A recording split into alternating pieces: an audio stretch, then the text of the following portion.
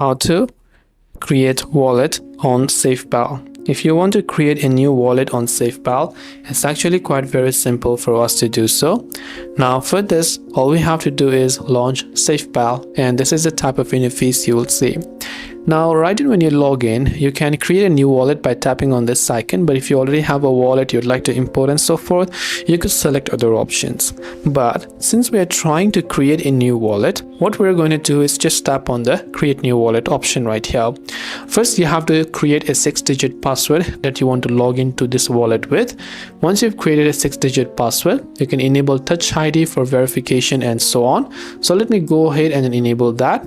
Now once you've done that, you can see it says your wallet is ready. You can choose to back up your wallet, mind you, because next time if you want to import this wallet to some other device, you might need to restore the wallet and import it. So that is why you might want to back it up at this time.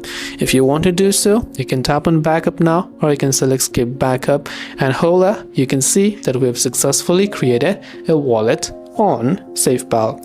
So I hope this video helped you out. If you have any further questions, feel free to leave them down below. Thanks for watching till the very end of this tutorial, and as always, see you soon in our next video.